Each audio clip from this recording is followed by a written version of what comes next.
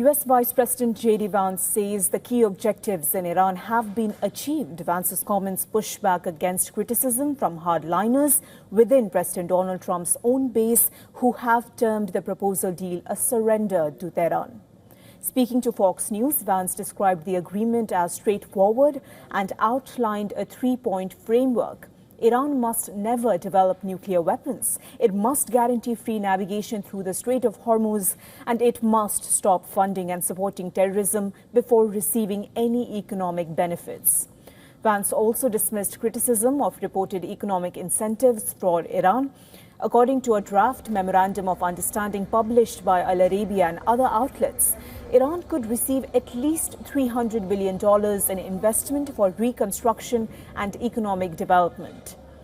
Now, defending the proposal, Vance said the United States benefits either way. He said, and I quote, "Either Iran gets nothing, we destroy its nuclear program and keep the Strait of Hormuz open, or Iran fundamentally transforms itself. That's a big win too." Now, let us remind the viewers that shortly after the U.S. and Israel launched airstrikes on Iran on February 2028, U.S. President Donald Trump had laid out a host of objectives. At that time, Trump said the goals included preventing Iran from obtaining a nuclear weapon, degrading its missile and drone capabilities, and dismantling its so-called regional proxy network. Under the reported agreement, Iran would commit to never producing nuclear weapons. However, Tehran has long maintained that its nuclear program is purely peaceful and it has no intention of producing a weapon.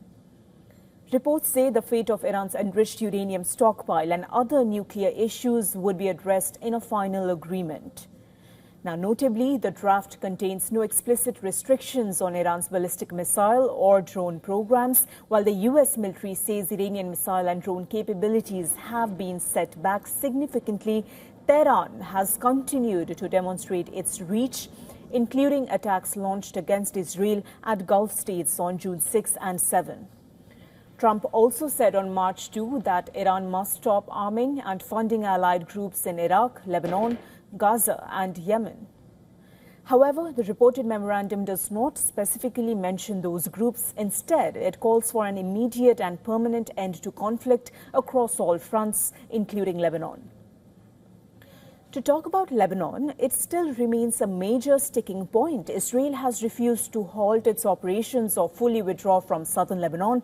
Lebanese state media reported fresh Israeli airstrikes in the south, where at least 5 people have reportedly been killed since the deal was announced. Iran's military has warned of a strong response if attacks in southern Lebanon continue. Interestingly, the reported text of the agreement, it does not mention Israel by name. It refers only to Iran, the United States and the respective allies. Vance has been saying the deal is more acceptable to allies in the Gulf while responding to comments by former President Barack Obama. And I'd ask the former president, I'd say, Obama, why in the world, if it's the same thing, why is it that the Gulf Arabs hated your deal and they love our deal? They are the ones who are in the region. They know what it means to enrich the worst terrorist regime in the world. And they also know what it means to turn over a new leaf and to go to a different future. So I think President Obama, he should acknowledge that the people who are closest to this, they love the Trump deal. They hate the Obama deal. And that's maybe the biggest endorsement of this plan.